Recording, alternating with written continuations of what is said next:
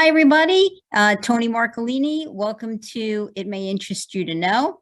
My trusted sidekick, Seamus, is here, and a very special guest. We have with us today the head of Gemelli Films, a very up-and-coming new production company. We're super excited to have her here today, Candice Cain. Hi, thanks for having me. Thank you for being here. I think I was so attracted to the idea of having you come on when I read, because of course I had read about a few of your films. The one that got released for with Sony was the first one that had come to my attention, and that's when I started learning about your film company. But when I found out you were all women, I was incredibly attracted to that for obvious reasons. But can you tell me, was that a purposeful choice? Or like, did you say, hey, let's do, get female power, let's get together? Or did it just happen that way? It just happened that way. Honestly, it just happened that way. I'm really close with Amy Minter, who is my executive producer, and my right-hand woman. Juliet Murata is my mother, is my production designer, and everybody, it just happened to be women and women and women and women. And I was like, wait a minute, this is all women. I think there's something here. And I looked, and there really aren't any production companies that are all women. And I mean, we work with men, don't get me wrong. We are not women, male haters by any stretch of the imagination. We work with men. We definitely, my director of photography is Nelson Smith. Obviously, he's a man. We have plenty of men that work with us. Max Griffin, who's running the sales, selling all of our projects, but our decision makers and influencers are all women.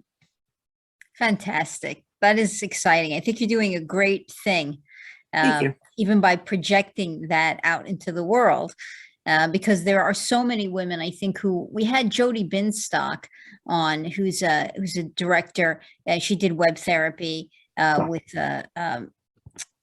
Lisa Kudrow and so many worthwhile projects. And she was talking about how hard it is for females to break into even directing because it's male dominated. Mm-hmm. Correct. So, I mean, I think that in and of itself is a great thing, a great shining example that you're putting out into the world. Thank you. So let's get into some of your projects.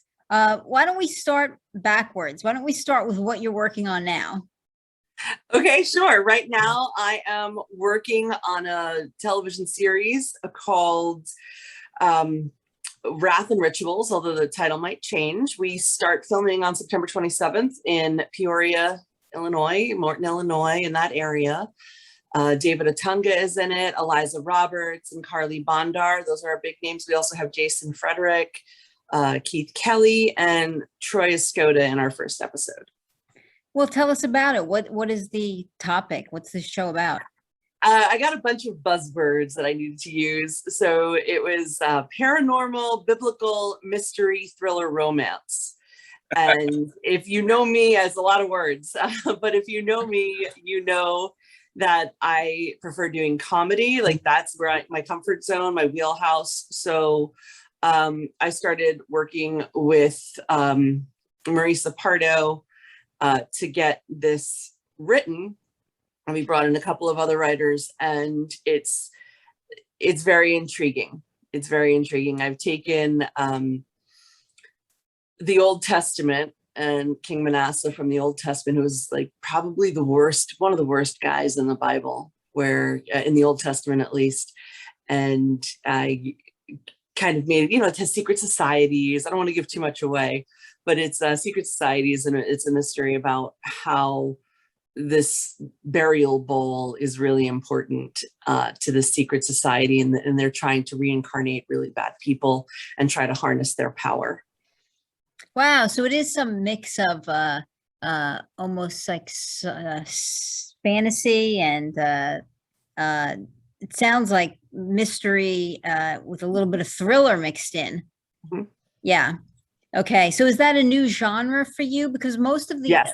Yeah, I was going to say, because a lot of your other projects don't seem anything like that. No, they're not. The ones that I have released, I actually have 10 feature films released. I just hit my 10th feature film, and they're either romantic comedy or holiday. you know? Yeah, So that's one of the things I was going to ask you about. I mean, you do put out some really great, holiday films. I mean, are you a big Christmas person, or that just my happened? name's Candy Cain, you know, how could I not do Christmas movies? So, you know, and that's my real name. I married into it. You know, it's not like I'm making it up. So I went to a conference called MIPCOM, and I met this wonderful woman, Anna, there. And she's like, you know, your name is Candy Cain. You have to make a Christmas movie. You have to. And I did. And we ended up selling it for 2.5 times what the budget was. So it was like, all right, maybe I have a little niche here. So I started making those movies. Wow. Now, your first feature film, I mean, you're relatively new in the market. I mean, I think it was 2017. What Happened Last Night, I think. Is that the first big one that Yes, got released? Yeah. correct. Now, when you got the news that Sony was going to pick it up for distribution, what was that like that day? I was actually at the Cannes Film Festival when that all went down, and we signed the deal, and I was over the moon, and I was so in shock. I remember walking. I just like walked out of the Palais and just started walking. I couldn't believe it, and I couldn't find any of my friends because all the actors were there, and I'm like, oh my goodness, what am I going to do? I can't believe this. And I started walking and just walking and walking and walking. And then I got lost, and I found myself in a park, and I'm like, I don't know where I am. I'm going to call the strongest person I know. I'm going to call David Atunga. And he wasn't in France at this time. Because I was like, I flatlined. So I FaceTimed David, and David answered, and he's like, hey, are you all right? And I'm like, Sony just picked up What Happened Last Night. I'll just never forget the look on his face. He was like, oh, and he's like, where are you? I'm like, I don't know. I'm somewhere in France. And he's like, no, you have to be somewhere. And I showed him all the palm trees. I'm like, I'm in Cannes. So he's like, you need to like find. So he started texting people like, Candy's in a park somewhere. Go find her. So all the actors finally found me and converged on me. Oh, I love that. Yeah, I love that. Shocker. Yeah, so I mean, because I liken that to finding out, a dream that you've had is about to come true, right? I mean, that's a huge moment. Yeah, it was pretty big. 2014 was a really rough year for me. And it was like, I say 2014 was my 2020. And my husband was in a coma for like 11 days, and he was really sick. And my grandma died the day before my husband came out of the coma. And, he was sick for a long time, and had to go to rehab and had to do all these things. It was a rare form of strep, attacked his liver. And I had my twins who were 6 at the time. And it was really, really difficult. And, I had my travel agency, Candy Cain Travel, and I was working Cain Casting and Talent Management, doing casting and whatever.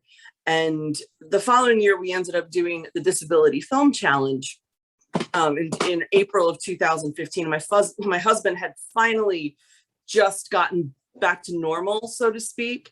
So we did this Disability Film Challenge. And this guy said, hey, it went really well. And we did extremely well. We shot the whole thing on iPhones. And this guy said to me, hey, Candy, have you ever thought about doing a feature film? And I'm like, I think I have one written. I mean, we could try it. And then all of a sudden we got the funding, and we started casting, and we shot it. And it was like, you ever like go to sleep and you just wake up and you had this amazing dream, but you never knew that it was like in you to have that kind of dream. That was what it was. Like, I didn't know that I ever had this dream. And all of a sudden it just like kicked something in me to light a fire to get started. So then you actually had a series, I want to say, that got picked up by Amazon about a year after the movie. Is that right? Yes, it was called New Dogs, Old Tricks.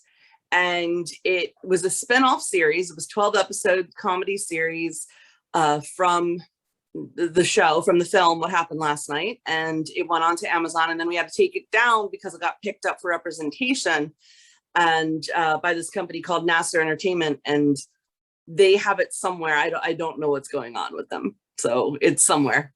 So it's floating out there in entertainment cyberspace. Yeah. Yeah. Okay. So I have to ask, because I know you have so many projects at this point. Do you have a favorite or one that is most buried in your heart? Um, I mean, every film has all sorts of different experiences attached to it. The one where I got to go to Malta was a lot of fun. That's called the Maltese Holiday. And the most fun thing that happens, like that, the reason why that's like so stuck in my heart is I surprised everybody that when it was me, Cody Calafiore, who's like my little brother, and Ashley Brinkman, who's a very dear friend of mine, and then, you know, two people from crew. And we had a 9-hour layover in France, in Paris, and none of them had ever been to Paris before.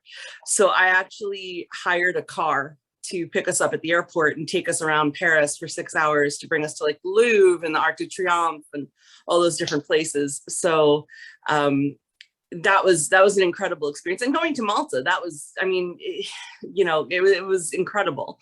So that one's near and dear. Baking Up Love that we just did in Illinois, that I love that one. My daughter actually plays one of the supporting roles in it. She plays Julie. So working with her. What's that one about? Baking Up Love is about it's the 200th anniversary of this little town called Morton, which is the pumpkin capital of the world. And they decide that Pierce Morton, who is the head of the Morton Pumpkin Company, decides that he's going to host the Great Pumpkin Bake Off. And they all expect Lynn Travis, who owns the confectionery, to win this bake off for $1 million. And like all these people all over the world descend on this little town to try to win this $1 million, all these bakers from everywhere. And it's just about this pumpkin pie competition. It's a romantic comedy. It's really sweet, if I do say so myself. It definitely sounds it. Would that then be your most, I mean, let me start with this. Are you on set for every film? Yeah. Yeah. What do you mean? Always there. I mean, because you don't direct, do you direct all the films? I thought you were just producing. Oh, you're actually doing. No, I don't produce. Everybody says you're a producer, you're a producer, you're a producer. I'm not a producer. I own the company. I'm not a producer. Oh, so you don't do any of the production work. I'm the writer-director. Just the writer-director now. For some reason, I thought you were producing as well, because you're like the head of the company. Well, yeah, I mean, I don't take credit for the production work that I do. So I don't like being known as a producer. So I say I don't produce. Okay. So with that being said, of course you're on set forever. You're directing. Right. Give me, in every project you've done, was there one moment that was the most memorable moment to you that just, sits in and burrows into your head? And I mean, that's the memorable moment of being on a set. I mean, it depends on which way you want to talk, right? I mean, it is hard. It's really hard. I have 10 feature films, 2 full series, 1 short form series, and I've got a whole bunch of other stuff in development. So, I mean, it really depends. Like the funniest moment ever that I've ever been witness to happen on set, that was on New Dog's Old Tricks. And that was in episode, I believe it was episode 5, when they had to carry Stink Fisher, he's a huge dude. He's like 6'4". And as all these guys had to carry him up the stairs and bring him in, and went to throw him on the bed. And Cody, he's not big. I mean, Cody's like 5'11", 6 foot, but he's very lean. And Stink is a former football player. So he's like this huge guy, and Clayton was behind him, and Clayton's a water polo player, and he's like 6'3". And they took Stink and they're like 1, 2, and Cody's like, no. And nobody realized that Cody was between Stink and the bed. And they threw this huge man on top of Cody and like steamrolled him. And it was, and I happened to be on the other side of the bed. So my vantage point, I saw the whole thing happening, and it was hilarious. And everybody that was there that day says that it was the funniest thing. So that's definitely a funny moment on set. Yeah. Is there a moment though that you say to me, was that the most memorable, that funny moment, or is there a moment that you're just struck by?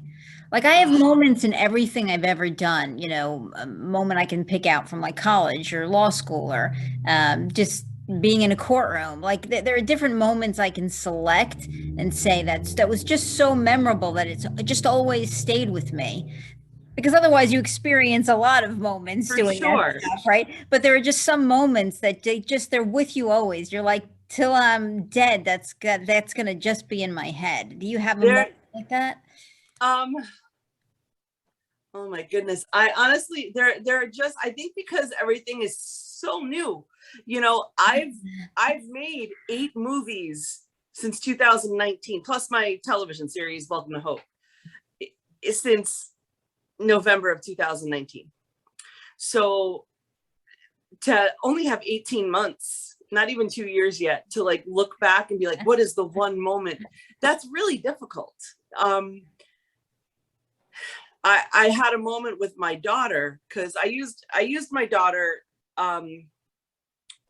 as Julie in Baking Up Love because she's a good actress. She's a good little actress. You know, she does theater at school and community theater and whatever else. She's a good little actress. She's worked for me before.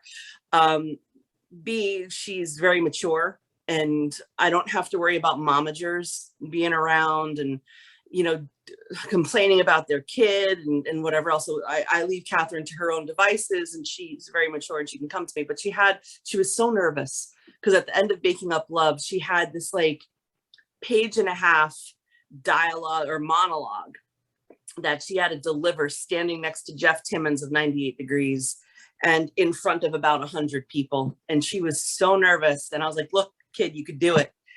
And I had to have the director hat on, you know, and I compartmentalized. And then she went up and she did this monologue. And after she was done, I cried. And I never cry. So like I was sitting there, I'm like, guys, this is my daughter. And she's so good, you know. But that was really, you know, it was really cool for me because I was able to bridge director and mom.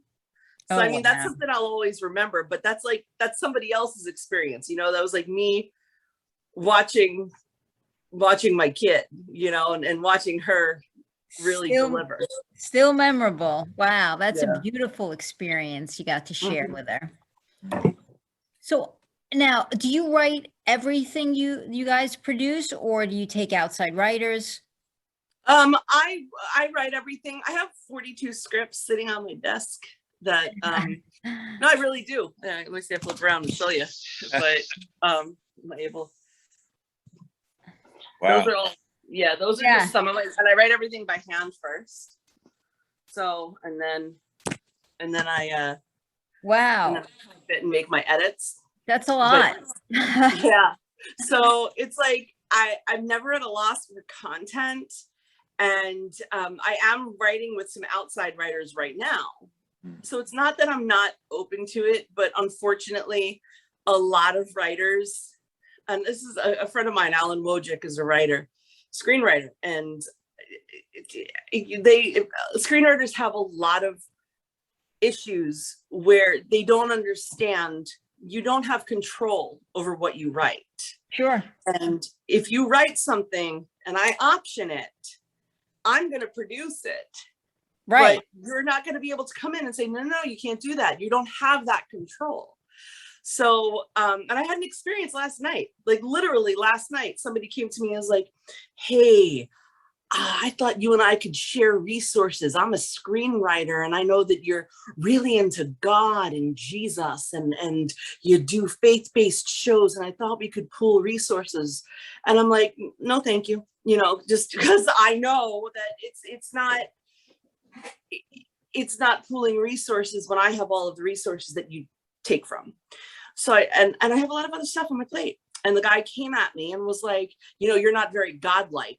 And all this stuff, you don't follow Jesus because you're not sharing your resources. So I have found that writers that are very green, that have stuff that they've written, don't know how to work with production companies.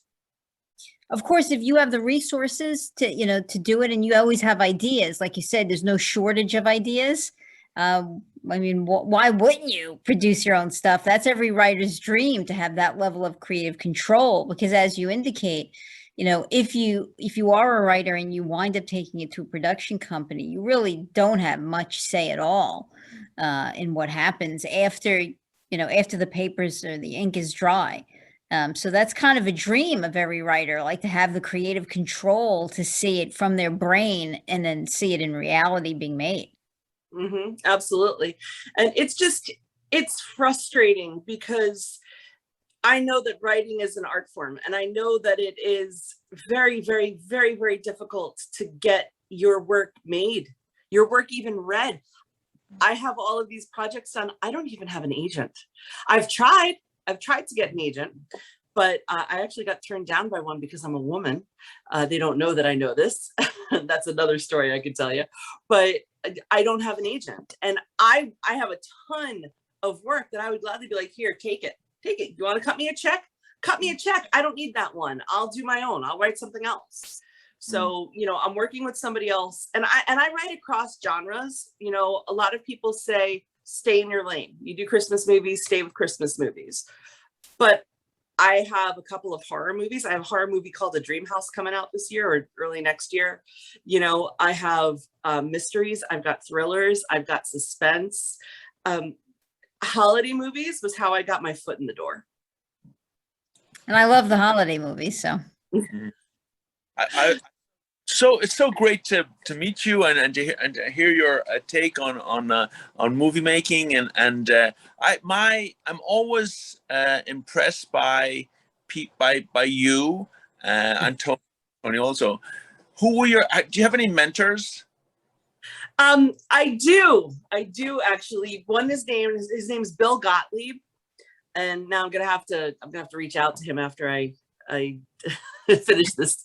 But Bill Gottlieb has Guerrilla Pictures in Burbank, and I know he worked with Amazon. He's an editor. He has an editing company. He shoots his own projects. I know he does sales, and he worked with me. I worked with him. I hired them on What Happened Last Night to do the post-production, and I learned so much from him. And Bill, I know that it's been years, or it's been months since I last spoke with him, but I know that I could always reach out to him and be like, hey, thinking about you, how's Melinda doing? Like whatever. But Bill Gottlieb is definitely my mentor. Wonderful. And you're basically as good as your mentors, and then we add to it. And it's a two-way street always. I know that. I'm sure you also. I missed that last bit. I'm sure he's grateful for your association also. I hope so. Yeah. Well, what's your background? I mean, in terms of what was your major in college? Dramatic literature. I went to George Washington University. I majored in dramatic literature with minors in English, theater, and creative writing. I always believed that I would be working at the Kennedy Center. Was my dream to work at the Kennedy Center or on Broadway as a dramaturg. And a dramaturg dramaturgy is somebody who they work on a period piece and they do all of the research, or they work on any sort of production. They do all of the research and make sure everything is accurate. And this is I'm going to be 45 on Thursday. Oh, happy birthday! Thank you. This is the first project. Wrath and Rituals is like one of the first. I think this is the first series that I'm writing where I'm actually consulting with text, the Bible, and other different historical pieces to make sure everything's accurate, because the lead character, Dara Truman, who's played by Carly Bondar of iCarly, is a professor and an art historian. So I need to make sure that everything is accurate.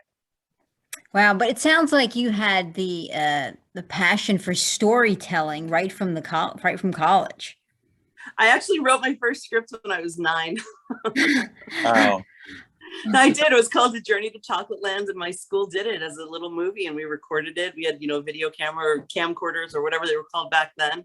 And I was in enrichment with Mrs. Steiner, and I'll never forget it. We would come in and they would give us the opportunity to choose chocolate or ice cream. And it was just big things because it was stuff third graders liked. And I went to chocolate and I picked out the activity that I was going to do for that time in enrichment. And I opened it and it said, create your own activity. So I said, I want to write a movie script. And they were like, okay. So I did. And then I handed it in. She's like, you know what? We're going to make this movie. And God bless Mrs. Steiner, wherever she may be, you know, and she really fostered that in me. And we had to remember it was me, Sean White, Candice Cain, Wilma Jalka, Mike Dupre, little kids running around in the library following my script. Teachers, they make all the difference. They do. My mom's a teacher, or was a teacher. Wow, that's a great story. I mean, talk about origins starting early. I don't think I've met anybody who made their first movie at 9. I love that. I mean, did you instill that in your daughter, you think? Because she seems to have the interest in entertainment. My daughter she's a twin. She has a twin brother named Charles, and Charlie was actually more interested in it than Catherine was at first. Because back in 2013, I said, you know, because I acted before I started, you know, got behind the camera. I was on Malcolm in the Middle. I was on ER. I was a working actress. And my son was 5. I said, maybe when they're 5, I'll get back into it, because I had a lot of fertility issues. And I totally stopped acting. You know, like I had 5 miscarriages, 6 failed inseminations. It was rough. So we went through IVF, 2 eggs, viable, put 2 in, 2 came out. I said, that's it. I'm going to make sure they're good until they go to kindergarten, and maybe I'll get back into it. So the summer before my son goes into kindergarten, we're watching TV. And he's flipping through the channels, and I'm on television in Malcolm in the Middle. And he's like, and he goes, why can't I be on TV? And I'm like, you want to be on TV? Okay, I'll get you on TV. So I submitted him for something, and he got cast like that. He's really handsome. Like, he was beautiful when he was a baby. He's handsome now. He's 13. And it just grew from there. So Charlie wanted to do it. And then all of a sudden, Catherine's like, well, I want to do it. So I got Catherine. And then my friends were like, hey, my kids want to do it. So that's how Cain Casting and Talent Management was born. And I ended up having 211 kids on my roster. Wow. Yeah. That's a lot. So what's your favorite thing to do? I mean, do you consider yourself more a writer or a director? Oh, it's so different. I love to write. I mean, you saw all the notebooks.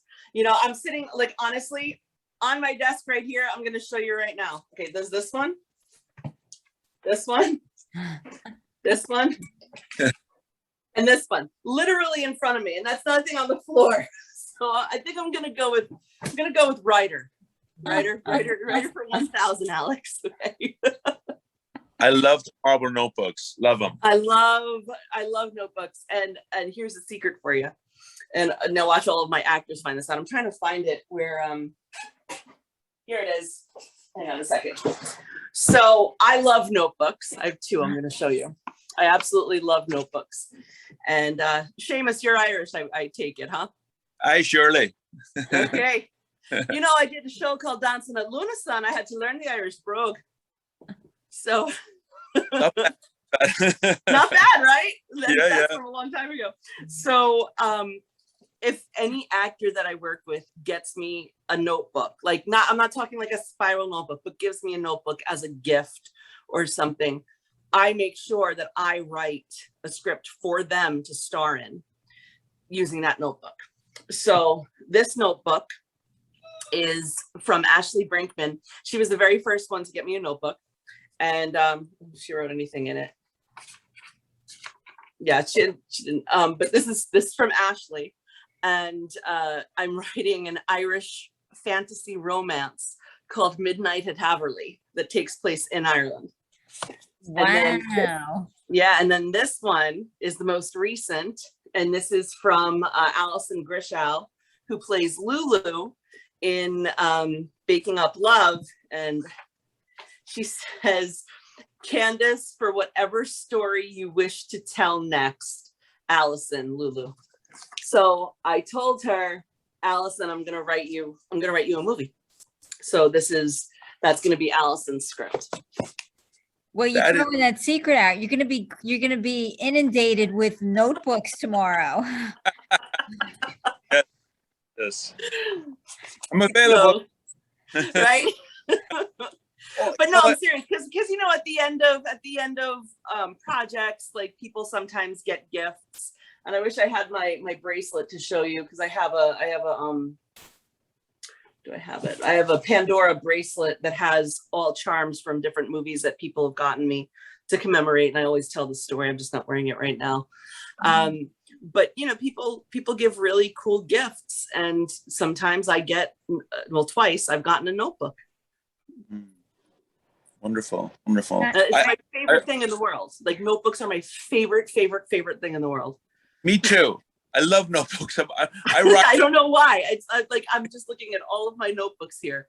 I love notebooks. And I mean, my birthday, I turned 40 when we were shooting New Dog's Old Tricks, and everybody, instead of getting me a card, yep, I feel you.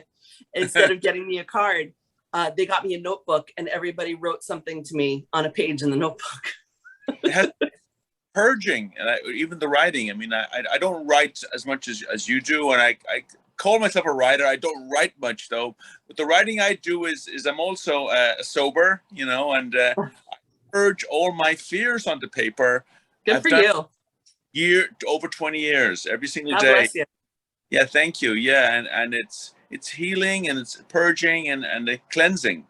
And so I'm sure the same effect must occur when you're writing scripts and all that. Yeah. Yeah, it's a lot of fun.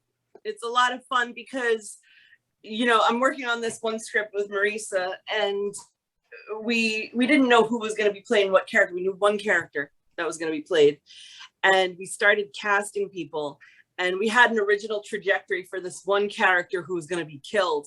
And then we cast somebody that we both really, really admire. And we're like, oh, we can't kill him. We got to keep him around. So now we have like this other character that we know going into it that she's going to die.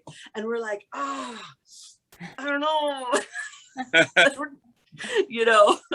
Yeah. And then on the other side, like, I've been in situations, with a couple of projects where it has just not gone well with a certain actor, and I'm like, all right, these unit pages dead, written off, married, gone away, not anymore.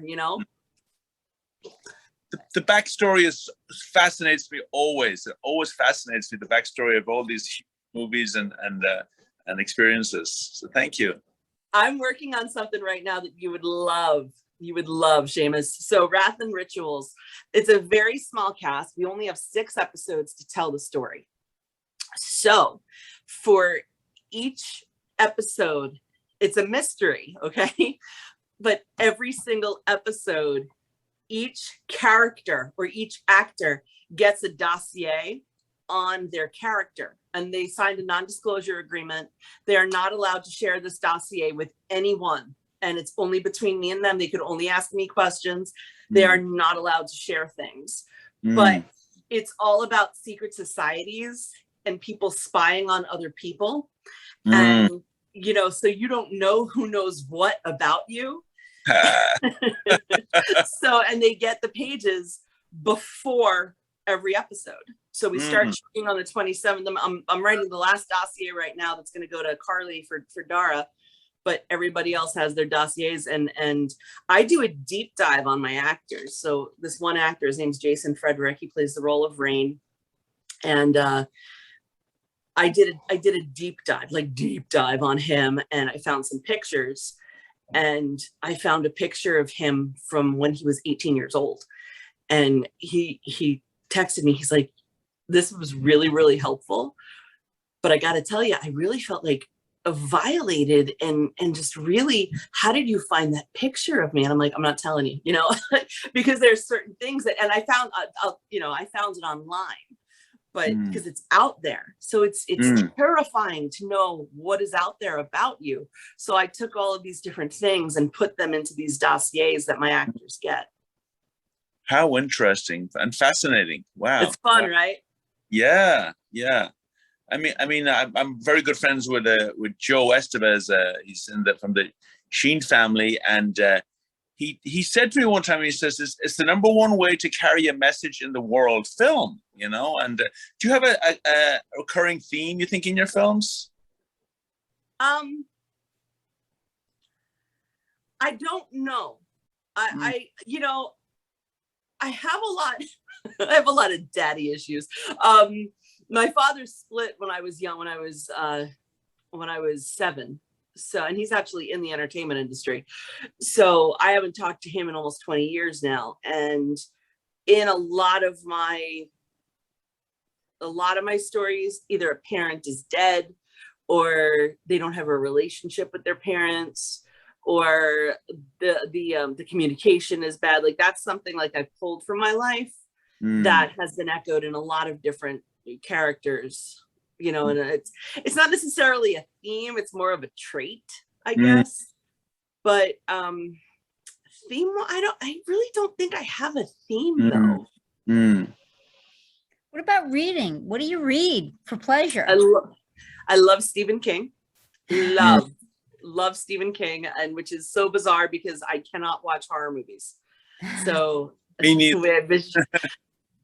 way I visualize it in my head is much scarier than what you would watch on a movie. Like The Langoliers. Oh my gosh, that was like one of the scariest short stories I've ever read.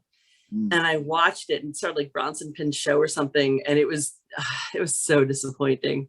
So I like romance. I like Nora Roberts, Nikki Lamers. Sorry,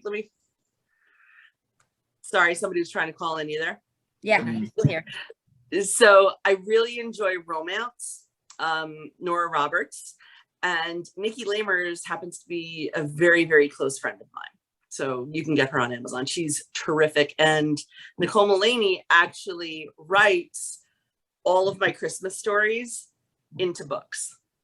Oh, cool. Have you been to Ireland? I have not been to Ireland, but I've been dying to go. Go ahead. Remember the movie Far and Away with Tom Cruise? Oh my gosh, yes, absolutely. And I have to stick in a joke. He had far and away the worst Irish accent ever used. I know. Well, I got a great little story for you if you want to hear a good story about Irish accent. So I auditioned for Dancing at Lunasa when I was a sophomore. I was Maggie. I was Maggie in Dancing at Lunasa. Wow. Yeah. But when I auditioned for it, I was so sick. I had a cold. I did not know how to do an Irish brogue at all. So I'm like, all right, I'm sick. I can do a British accent. Maybe I can fake it. Yeah. So not only did I audition, get called back the next day when I was still sick, I landed the role of Maggie. So I ended up having to get dialect training. So this caused everybody to get dialect training, and we're sitting there, and I remember the poem was Robert Frost's "Whose woods these are, I do not know. I walked through something in the snow," you know, and all that. So one night after rehearsal, it's me and all the girls that were playing the sisters. We go to Fridays, and we would go out and we would stay in character, and we would talk in the brogue so that we could go in and out of the accent, which is I'm able to do. It's the best accent that I can do, and I can do 21 of them. So I'm sitting there and I'm talking at Fridays, and I'm talking to the girl who played Christina, and the girl who played Annie, and the girl who played Agnes and Kate. And we're talking, and we see these lads sitting across the bar, and they're looking over at us and smiling. And it turns out that it's the Irish national soccer team. So they come over to us, and they're like, "Hey, how you doing?" And we're like, "Oh, we're doing very well, thank you. How are you doing?" We're like, we start talking to them back and forth, and they end up buying us a couple of rounds, a couple of pints. And finally, I'm like, "Listen, guys, I feel really bad. I'm actually from New York." And they're like, "Jesus, Mary and Joseph, you sound just like you're from the old country," you know. And like, I was using, like, I was from Donegal, and I knew Kilkenny. And one of my closest friends is this woman now named Paula Fama. Sorry, Polly. She's like 4 foot nothing, and I call her my little leprechaun. So, you know, and she's straight from Ireland. She's got the accent, so I'll call her every now and again, and you know, I keep using it. Wow, wonderful! What a story! And my cousin he was a goalkeeper for Ireland. So he could have been you probably met him. Same name as me, Seamus McDonough. I did meet a Seamus. There was, I remember Seamus. There were like 2 Brians. It was just like a stereotype at the bar. Yes, it was crazy. Yes. But it was so fun, and they had no idea. I mean, we're talking like back in 90? Geez, 96. Wow. So yeah, and it was really fun. It was just really, and they had no idea that we were American. Amazing. Wow. There's that worked. Good time. Yeah, great dialect training. I hope they paid her well. Well, unfortunately, we're out of time, but I do hope you'll come back, especially as you're continuing to do projects, that you'll come back and talk to us about your new projects. Sure. Thank you so much for having me. And if you guys ever want to, zoom in while I'm on set and I can show you around one of my sets, I'd be happy to do that. I start shooting. That's an arrangement we're making. You heard her, everybody. I would love. I love everything about film, Candice. Everything about I love it. Sure. On the 27th, we start filming. We're shooting no, I'm sorry, I lied. I fly out the 27th. We start shooting the 29th. So 29th, 30th, 1st, 2nd, 3rd. And if you wanna, come in and clip it together as an edit, I've got David Atunga, Eliza Roberts, Carly Bondar, Keith Kelly, Jason Frederick, and Troy Skoda. And I'm sure they would all love to talk to you. We're totally doing this, everybody. You heard. I'll force them. We're gonna hold her feet to the fire. She invited us. Absolutely. I have no problem doing that. Maybe you could clip a little video together. And where are you guys located anyway? I'm in New Jersey. Seamus is in California. Okay. Well, if you were in the Illinois area, I'd invite you to set. But thank you. Well, I mean, if you're ever filming around us, one of us would love to come. But if you could Zoom us in, that would be amazing. Sure. I really enjoy that. Sure, no problem. Let's arrange it. If you want a boxing lesson, Candice, I can give you boxing lessons. That'd be awesome. Seamus is a retired, actually was very famous boxer. He fought Vander Holyfield. He was at the top of his game. He was ranked number 2 in the world. He's a very famous boxer. Retired now. He's all mine. He no more hitting. Good for you. Good for you. My grandpa was a Golden Glove in the 30s. I won the Golden Gloves in New York. Muhammad Ali gave me the Golden Gloves and I won them in New York. No kidding. Yeah, my grandpa Charles Murata was Golden Gloves back in, I think in the 30s. Wow. In New York or you said where? In New York. In New York. So you bonded already. Yeah. Well, thank you again. We're gonna let Candice go because she has a lot of obligations and she did just squeeze us in today. But we'll be back with her on set from her next movie. Yeah, for sure. So thank you, everybody. Bye. Great. Thanks so much, guys. Bye-bye. Bye.